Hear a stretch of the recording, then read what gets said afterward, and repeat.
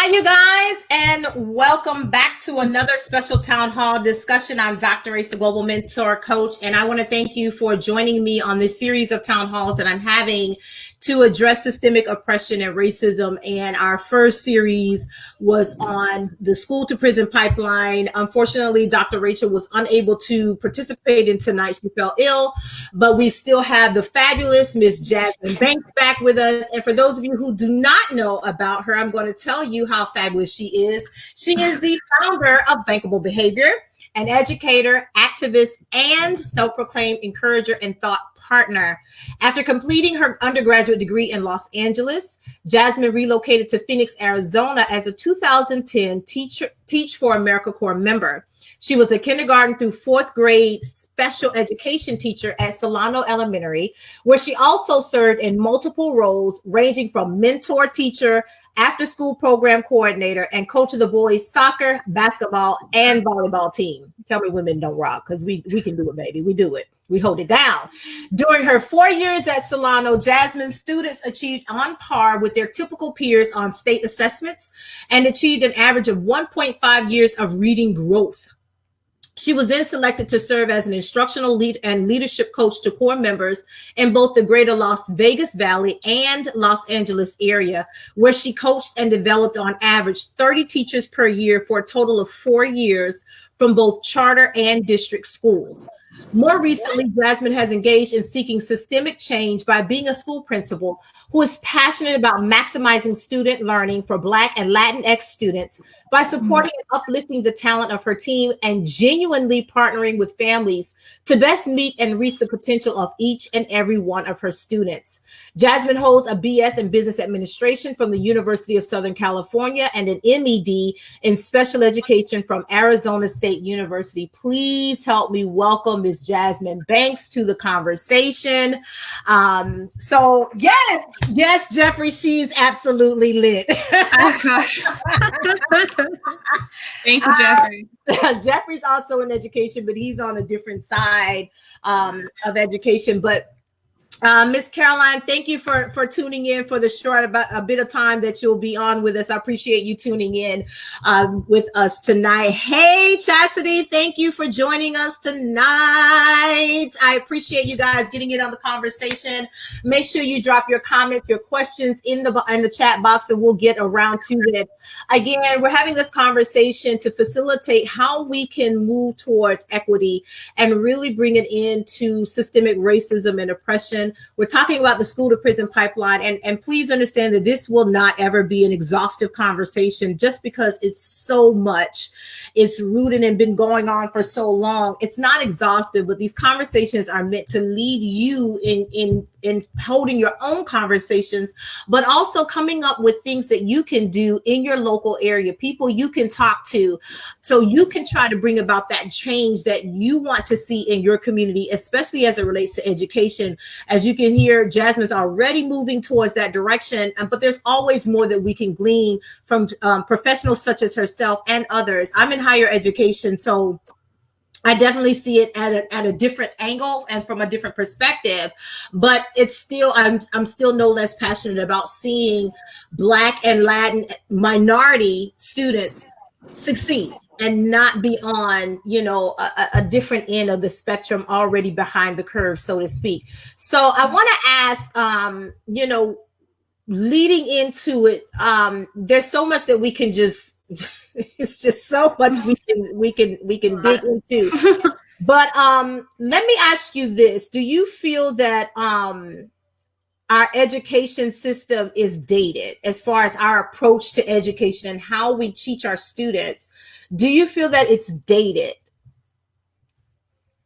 It's dated because our societal system is dated and built on white supremacy. Right. So when you have a system at large that's built on white supremacy, then other institutions like education are going to follow suit. Right. And so what I really appreciate right now during this time, a lot of people are talking about anti-racist work, being an anti-racist, and really taking the time to their internal work and reflections. Absolutely. So that the work that they do day in, day out is not oppressive, but it's liberatory. Right. So I think right now, I'm trying to be hopeful. So because of this time right now where people are, where that's reading, having conversations, pushing their practice, entering different conferences or conversations, entering different professional developments, right. This will allow them then to think through, okay, how am I designing learning in my classroom? How am I designing learning in the building so that it is accessible to all learners, right. And it's accessible and culture responsive to, like you had mentioned, Black and Latinx students. Right.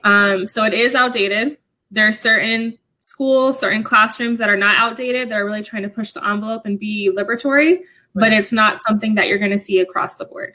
Yeah, I agree with you. I think that I see it again. I see it in higher education, especially, but I think a lot of it has to do with mindset and being and having that shift. I think we're in the greatest time of change that we could possibly see. I saw in the news, and I don't know if you've seen that. I've seen several headlines where they're saying the Black Lives Matter movement is probably the greatest movement in U.S. history. I think that is going to drive a lot of change, not just as it relates to police reform, but people seeing overall how systemic things are, the problems that we're having in our nation, and hopefully we'll see some change, especially in education. Let's talk about building upon just looking at how dated our education system is. And I do believe that a lot of it has to do with, of course, systemic oppression and racism and people doing, like you said, doing that internal work. Because I believe if you do the internal work on yourself, you'll see how flawed your thinking is and start and want to bring about that change yourself. And even if it's minute, you know what I mean? Everybody feels like, oh, I'm just having a small part. But to me, I don't think there are small parts. I think every little piece fits into the puzzle. And so it's just figuring out that piece. So as an educator, when you look at our approach to education, is it well-rounded? Meaning, are we addressing our student needs holistically? Or are there areas or gaps where we can really fit in and do what we can to help our students and put the focus on our students learning and not focusing so much on behavioral issues that, again, is systemic because it's really not always a behavioral problem. Yeah, there's a lot of good work out there where, but I think it's still siloed. So there's a lot of great work for social emotional support where it's not just looking at what the child did wrong, but how can I develop their overall awareness and empathy in this world. Right. And then there's also work that is heavily influenced on data and pushing students' thinking and rigor. Okay. I have yet to see something that blends the two. And that is easily adoptable. The reason why it's not easily adoptable is because communities are very different across this country. So one thing that you may do for one cluster of kids may not apply to another cluster of students. Right. But I do think there's attempts to create a holistic education. It just has yet to fully be integrated together so that schools can see how both of these fit. It usually is, this is our issue. We're trying to solve this issue and we're trying to piecemeal it. Right. Instead of really taking the time to step back, which is hard because of the pressures that our educational system is under, to really see how we can integrate those together. Right. What are some, so in your area, for instance, what are some things that you believe would help blend that a little bit? Like, are there some techniques or concepts that you would like to pilot? Because I do believe piloting is a great way to be able to test out some of these things. And of course, you got to tweak along the way, because as you said, all communities are not created equal. All areas are very much different. And I think that, again, dealing with COVID right now, where everybody's making adjustments to school systems and how we're going to be educating over the next 6, 9, 12 months and beyond. Are there methods, I guess that may be the better word, that you would recommend that you could pilot or we could pilot in certain areas to be able to bring about a shift in how we approach education and teaching our children? Yeah, I mentioned this on the last call, but it starts with your leadership. So leadership needs to make decisions where teachers and parents have a say at the table, where they're also informed of what the opportunities and possibilities are. Right. And then from there, you decide, what is your overall vision? What are the big rocks that we're trying to push up this mountain? What are we trying to achieve collectively? Right. And then you decide, okay, what are the resources that we need to get it done?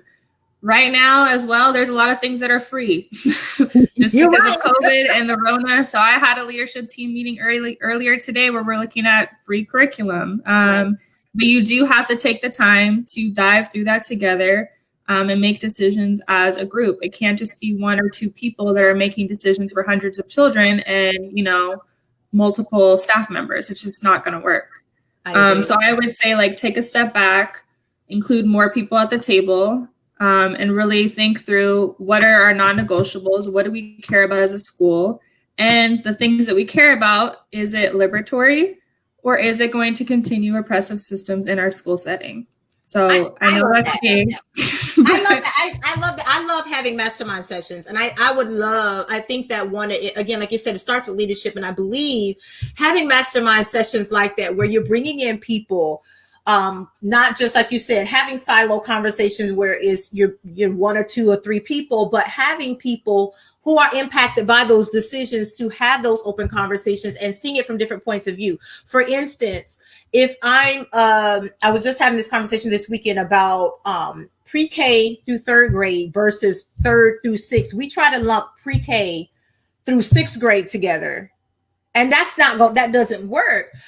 So pre-K and K are their own world. We're just going to say that. But we try to lump a whole concept of pre-K to third grade to sixth grade, and I'm like, you can't do that because it's a development situation. And so, being able to have a mastermind session where you're pulling in people from different parts that are going to actually be impacted by it. So, for instance, you need the administration, of course, but you need the school teachers, and you need teachers from different grades, and you also need special education. You need people, all of these different people, social workers, all of these different elements that are going to, that overlap, that affect how children are, their education in how it comes to life. Because otherwise, again, it's like you said, you're having a silo conversation and you're not going to get anywhere because three people are making the decision that's going to impact hundreds of children, but also administrators, school teachers, guidance counselors, all of these different elements. And so I think it's definitely important to have these mastermind sessions where you're pulling in people, whether it's, not just in the school system, but you got, the Board of Education and, different people who are making the decisions that affect how our children are treated in schools. Before we got online, I saw a post that a young lady on my Facebook page, she is like, she's responsible for actually implementing discipline at her school, especially when it comes to, students having to get suspended. And she was talking about how Black children, specifically Black and Latin children, but specifically Black children in her area, are disproportionately suspended from school because white teachers, or the new term, the Karens, are doing the same thing to children in schools that they're doing, calling the police arbitrarily on Black people. How then do we, as you started earlier when you talked about people doing the internal work to change their mindset, but the reality is we know that everybody is not going to do that work. How then do we provide training, but also follow up to that training to ensure that we don't have those arbitrary recommendations for discipline that are not necessary? Are there other alternatives to discipline without having to suspend students, or what I'm saying? What are some other ways that we can address that if there really is a disciplinary problem? Yeah, and I would say that that's something, unfortunately, that's not an anomaly for your friends.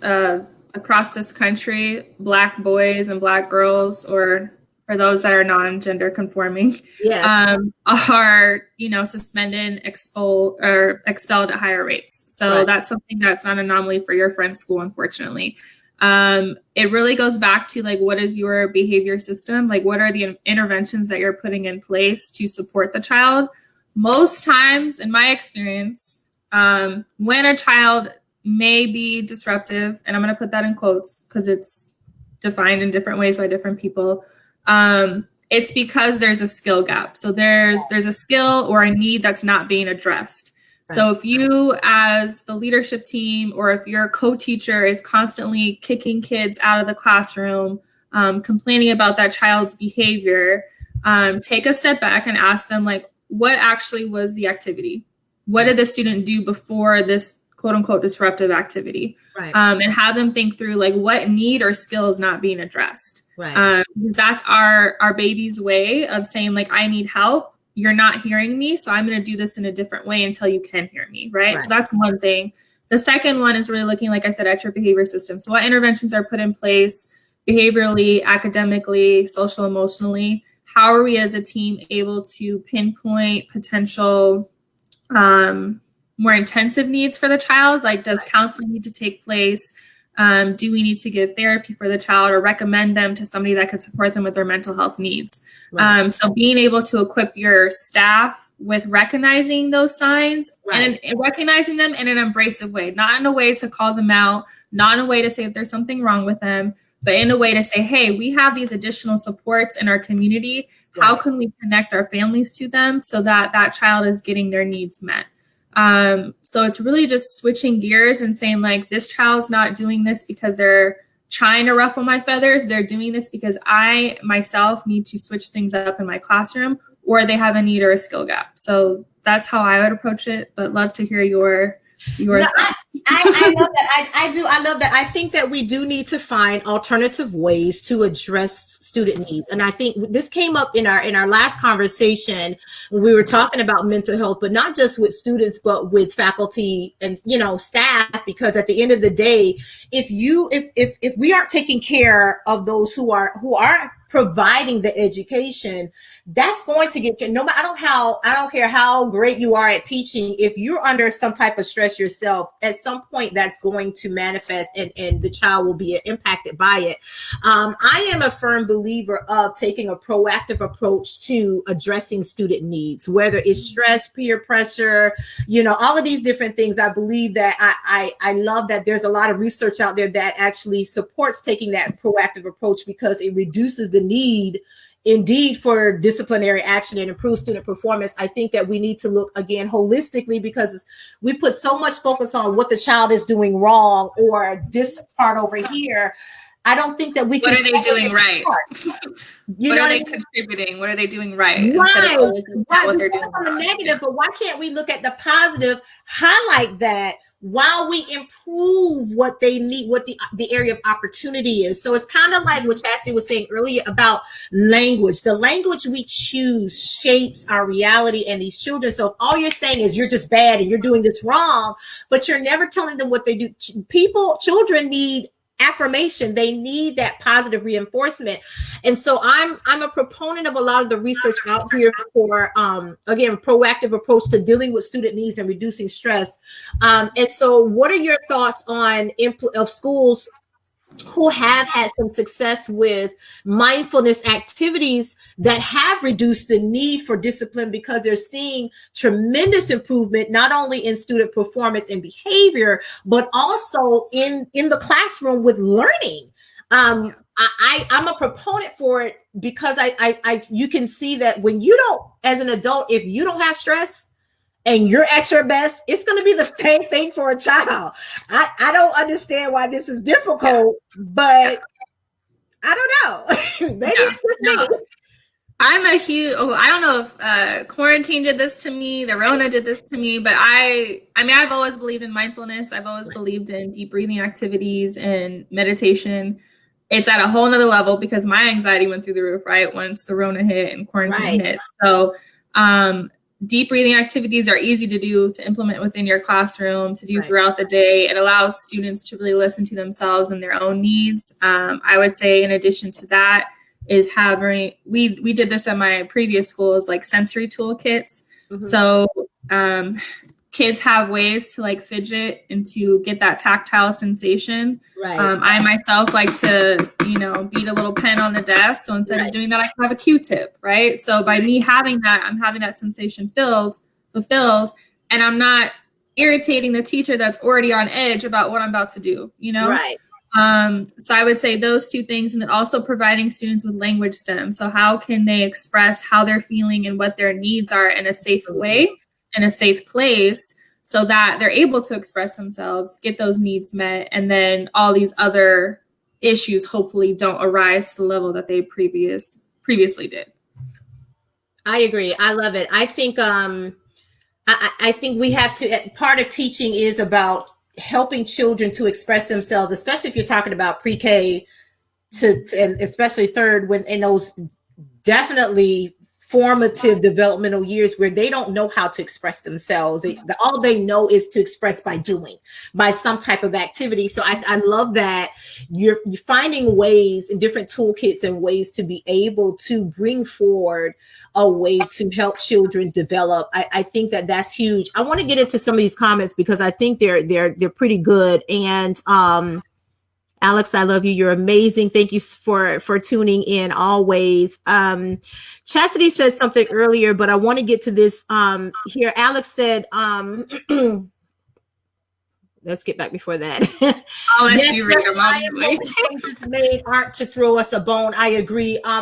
Horace Towns was talking about earlier about indoctrination and how well crafted we didn't realize the programming was early on. I think that now that we're seeing that change and the direction of the fundamental focus, especially in the era of social media, people are really educating themselves. You see all kinds of history videos.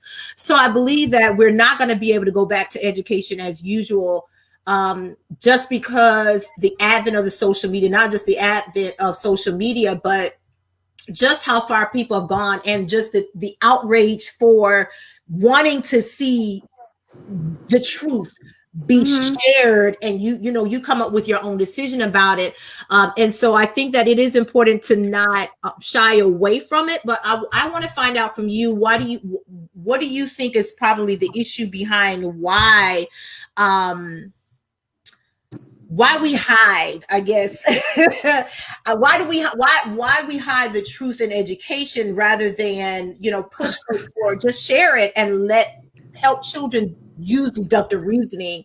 Because when I came up, it was always, here's the information, deduce for yourself. Now, mind you, there was some stuff they didn't tell us about, but there was definitely a lot of deductive reasoning and critical thinking, and it's shifted over the years. So what are your thoughts on how do we get back to that, or can we get back to that so that we do increase critical thinking while still presenting the truth? Or do you feel, or is it to where it's not allowed to be taught?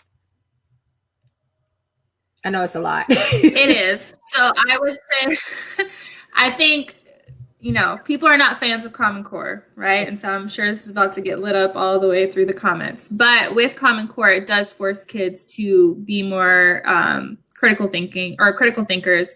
It forces them to use their evidence. It forces them to describe and explain and to compare different arguments, right? So I think that is a great stepping stone to get students to use their deductive reasoning and to establish being more critical thinkers. However, with that, there's still curricular choices that are following white dominant norms and not providing layered narratives and experiences of different groups of folks and communities. So by looking at your text choices, looking at your curriculum, like, are we exposing students to a history within this nation that's not following white supremacist culture, right? So that's one. Another one, which Jeffrey brought up, is standardized testing is something that is probably not going to go away. I was just going to say, I don't think it's going to go away as much as we want it to. However, schools, and I brought this up on the last call, schools need to realize you should be teaching critical thinking. And if you do your best at it, if you kick ass at it, then your kids are going to succeed on a test, right? More than likely, they're going to succeed if they're getting the supports that they need to develop their critical thinking skills. But yeah, I would just say it really stems from, are you looking at your curriculum with a fine tooth and comb to see, like, is it exposing my students to different narratives, or is it following the suit of indoctrinating them to a certain type of thinking and certain type of history? Right. I want to get into this statement here by Horace Towns.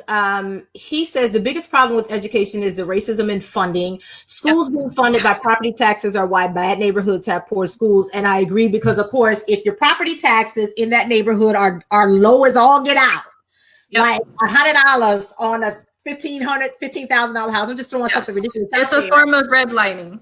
Thank you. You're not going to, they're not going to have what they need to put into those children in that area. And so we do need to shift and really we need to look at, that's why I said this conversation is not exhaustive, because there's so much that goes into the school to prison pipeline that's beyond what happens in the classroom. It's system. When we say it's systemic, it's everything. It's this kind of stuff right here where it's funding. And so how do we then, one of my questions is, who are some of the key players we need to be talking to, so that we can fix stuff like this? For instance, not just what we've been talking about, but the funding and different things. So what are some things that some of the key players that we should be talking to, so as we round the conversation and we send people out into their areas, who are some of the people that doors they should be knocking on and phones they should be ringing to have these conversations about improving, the education system in their area?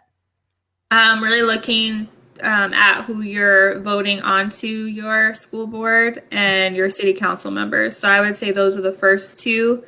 I naively thought some folks that were brought in would do the work that they promised to do, and then promises left unmet. Right. But I would say that's always going to be trial and error when you're voting people in. But I agree. I'm sorry. Yeah. And just attending those meetings, being unrelenting about it, asking questions, demanding receipts. That's the way to put pressure on them to hopefully make the right choices that will better support our students in these communities that have been underserved for generations. I agree. I think this is a great point about Alex, and he made another point later on about people leaving college with a piece of paper but no life plan or the know-how to put that knowledge to use. I think, but before you get to college, because some people may never even get to college, I think it goes back to what you were saying earlier about critical thinking, deductive reasoning. That you can gain certain life skills to prepare you for whatever decision you make, whether it's the military, college, trade school, you start your own business.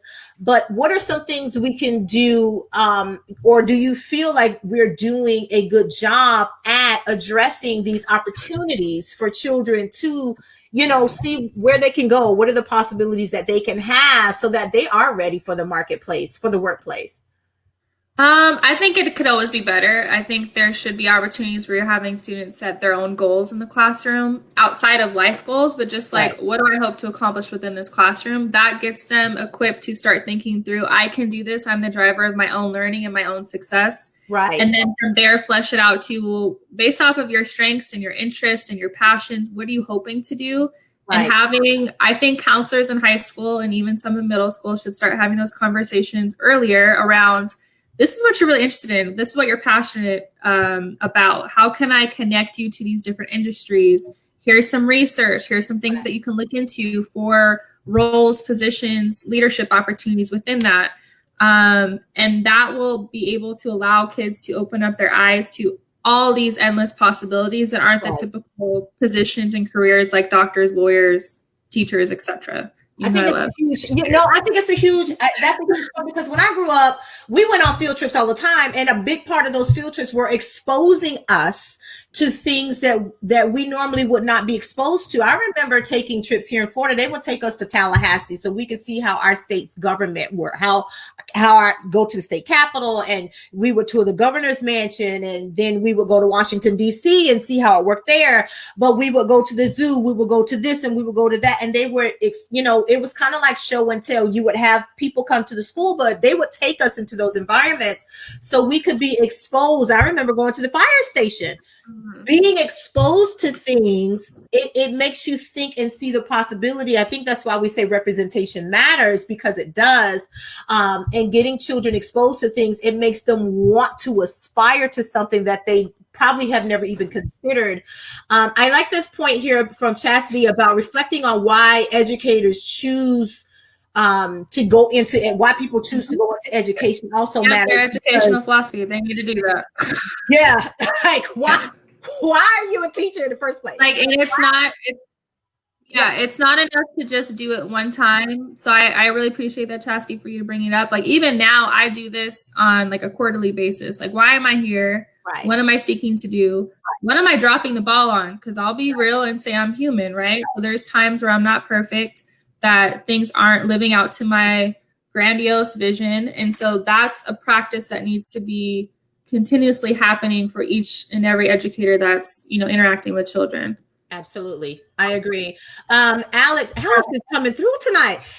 He says, Black children face so many complications that take place prior to walking inside the building and are already at a disadvantage. And we do know that now. And I think that, again, it goes back to what we addressed earlier about addressing the student holistically, because when I came up in grade school, that's what my teachers did. It wasn't just, they cared about your home life. The principal at my school, at Lincoln Elementary, he cared about your home life. And, PTA meetings was a regular, and he was faithfully there. And I remember that, like, it stood out to me seeing and the educators that make a difference in my life were those that I remember who cared about who I was beyond just inside the classroom. They cared about my home life. They cared about what was going on and our well-being. And so I think it really does matter if you look at the student holistically and what's going on and engage with every area of their lives. It really matters. I want to talk about something that is probably going to get real heated, but part of what we see is an issue in schools, and we've seen videos of these resource officers body slamming children in schools. Do we need armed resource officers when we don't have enough guidance counselors, social workers, nurses, and people like that in schools? No, which is why I think you're seeing a lot of them are losing their jobs. Yeah. I don't agree with armed resource officers at school. Yeah. I didn't. Here's the thing.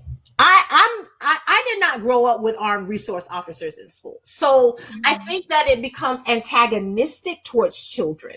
Again, because if you already have some type of trauma from, community related, whatever, police brutality that's been going on forever, that now we have the advent of the internet that exposes these things that we already knew about. Now I'm probably having all kinds of triggers when I come to school when I see that, or students who have to go through a metal detector or be patted down before they come to school. That's traumatic. And I think that having these armed resource officers there really is a trigger. And I don't know if we realize this trigger or if it's part of systemic white supremacy to implant in that school to prison pipeline. So you can get used to seeing this as part of your life, because, as a form of psychological warfare to indoctrinate you into something that is really already going to set you behind in your studies and classes. Now I have anxiety now around this resource officer. You know what I mean? So I don't know how we can. We've seen where police departments or school systems are pulling away from police departments and things like that. And I think that's necessary. And I don't know if it was in Los Angeles or somewhere else where they said that instead of sending armed police for non-emergency, they're going to send, there's more like security for non-emergency calls. Because why do you need to send armed police people for something that's non-emergency? And I feel the same way for schools. Why do you need somebody who's armed with weapons? Yeah, my hope is because districts across the country are making changes and removing their SROs, that they'll start to see the impact that these other health professionals can have in the school building and how that will better support that school community. So that's my hope going into this school year. I know there's a lot of other things in flux because of the pandemic, but I think it will allow people to see we don't need police in schools. We don't need police in our schools criminalizing and victimizing our kids. At all. It does.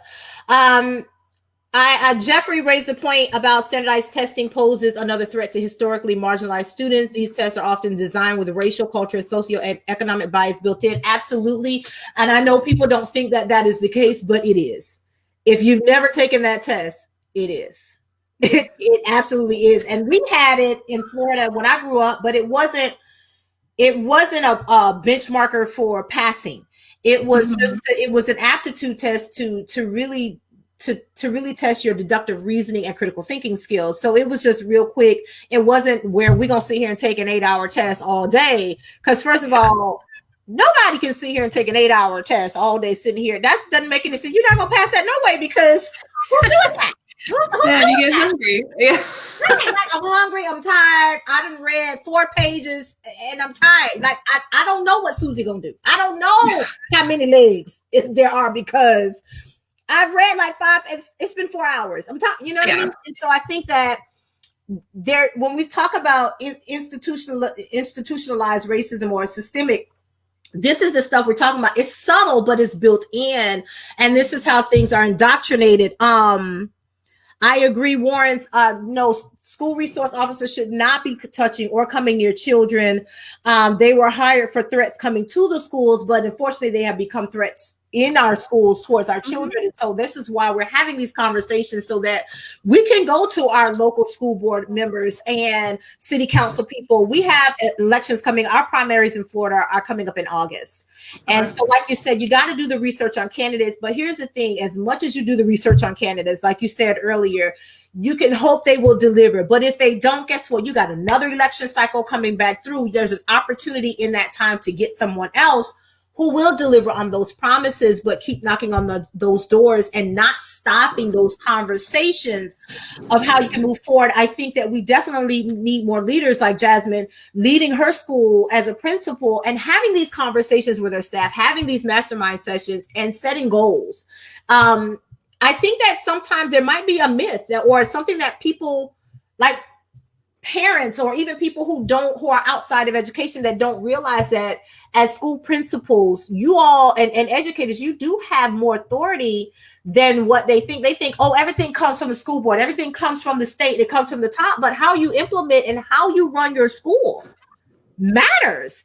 You have that authority. And so it goes back to why you're an educator, and you saying it, doing the work on checking yourself. Why am I doing what I'm doing?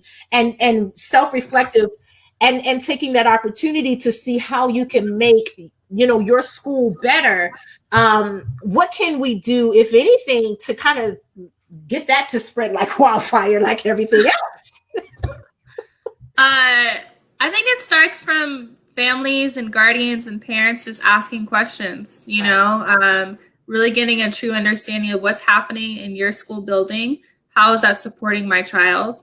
How is that supporting them as a person? How is it supporting them as a student? And how is it supporting them as a future leader within this world? And so from there, you ask more questions. And if they're not receptive to your questions or dodging you like the plague, I know there's like a theme with every time I talk, but I promise you I don't care about sickness. But, yeah, like you just keep, like you said, if I'm going to do this with an elected official, I'm going to do this with a school admin. I'm going to keep asking questions. I'm going to show up to these meetings. I'm going to demand answers. I'm going to, pull back the blanket and see what's underneath. Right. Because there are some folks who will do a lot of talking and, the pretty talk, but then their actions are totally different when that child's in the building. Absolutely. So not to put all the pressure on the parents, but I think it's your right to know what's happening, and you deserve that because you chose that school.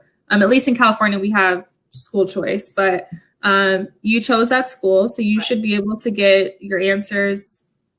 Right. I think that that's huge. And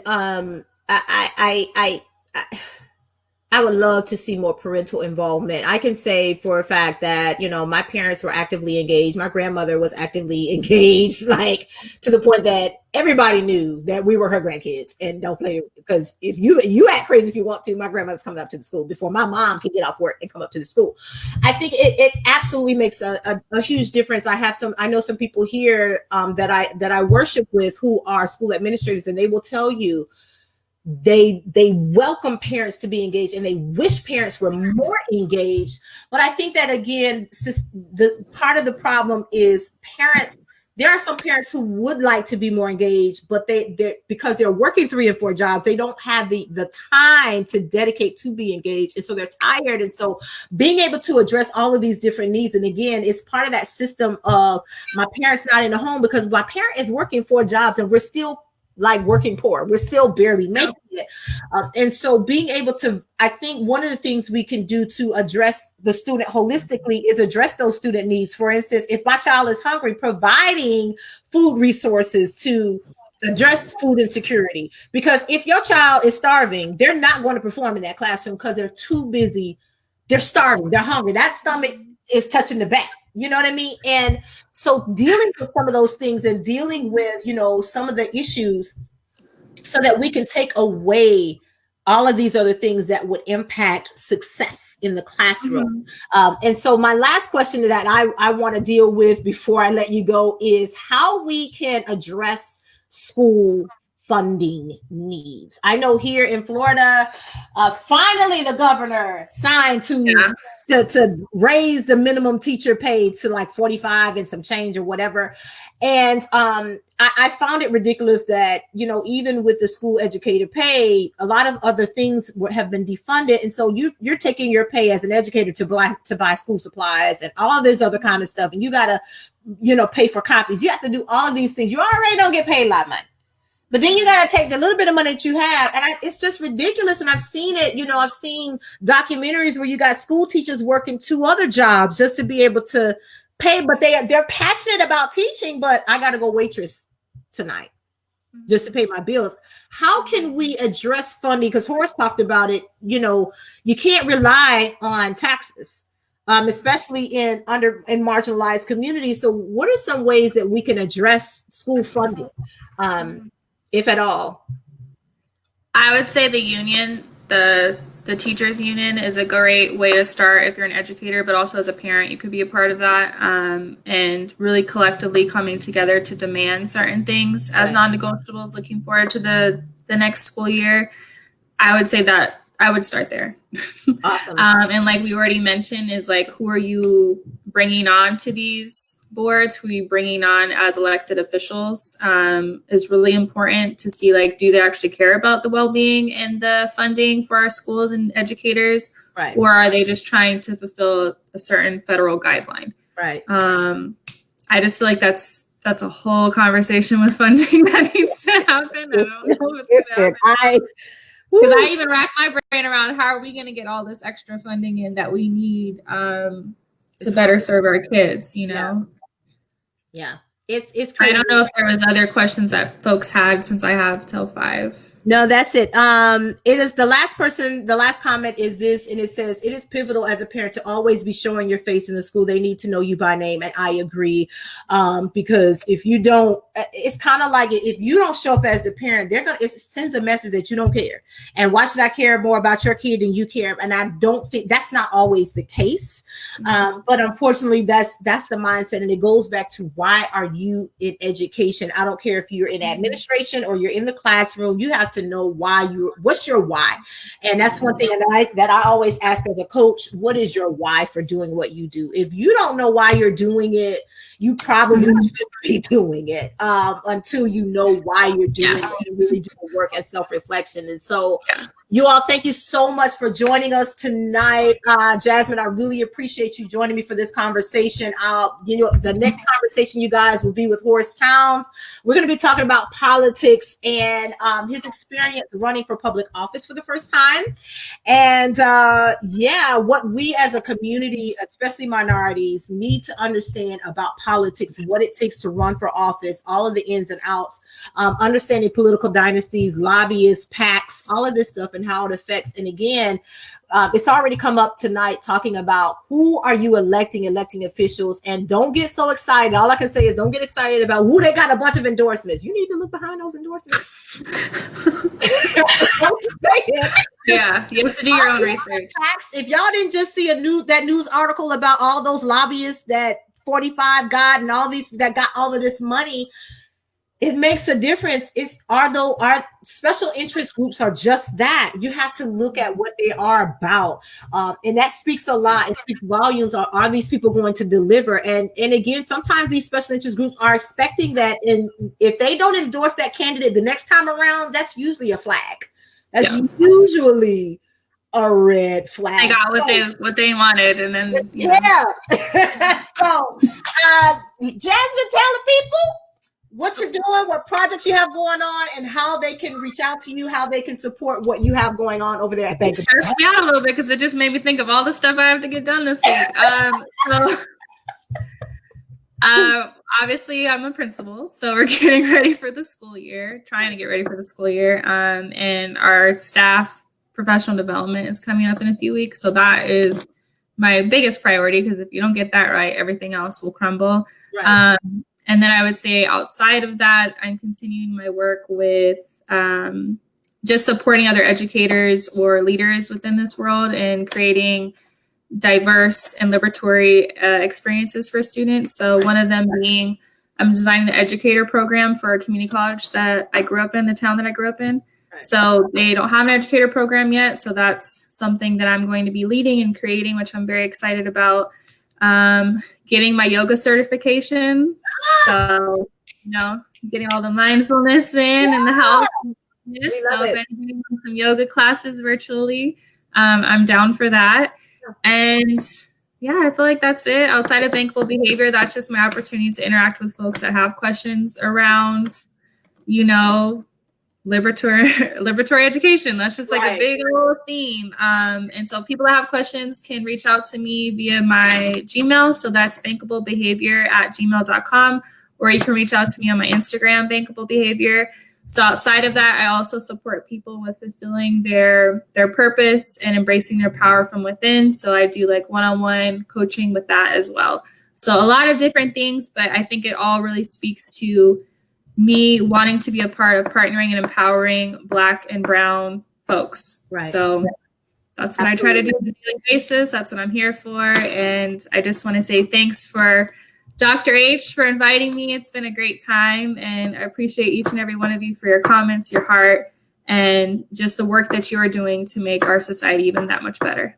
Absolutely. And one thing, leave the people with some resources, specifically those of you who are educators. What are some of your key resources that you like to recommend, even to your staff, so they can do the work for self-development? Yeah, so the resources I gave you last week, 2 weeks ago, everything's a time warp. I would say those books. Those are books that I would start with.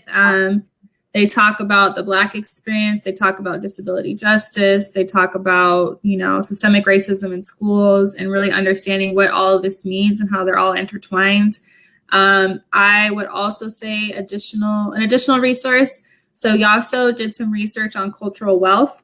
I would look into that. So when folks are saying that our kids are coming as empty vessels, you're really pinpointing what their cultural wealth is and what makes them full, and affirm those in the classroom. I think that's always been a tool that I use throughout the years with educators to have them reflect on not having deficit-based thinking about communities, but asset-based thinking. Reviewing white supremacist culture and norms is good, because even as a person of color, you can still fall victim to that, and you could still perpetuate that in the classroom, whether you're a Karen or not a Karen. And then crafting out your educational philosophy. So why are you here? What are you seeking to do? My goal is to create a Bankable Behavior journal or planner for that, so that folks have that readily available and they can look at it day in and day out. So if you want to know some of those prompts that you could ask yourself as a reflective source, please reach out to me as well, because it's really helped me to check myself before I wreck myself and wreck my kids. Absolutely. Love it. Thank you all so much. She has another meeting to go to. YOSSO. YOSSO. Thank you. OSSO. Okay, so thank you all so much. This is how you can get in touch with her. She has another meeting, but I want to thank you so much for dedicating your time to help the people out. Again, you all, this is how you can get in touch with her. Her name is Jasmine Banks. She is the founder of Bankable Behavior, an educator, all around passionate person, and very passionate about education, as you can see. And so you guys stay tuned. I will be posting when we'll have our next one with Horace Towns. Have a good night. Thank you guys so much. Bye, everyone. Thank you. Bye, Dr. H. Bye.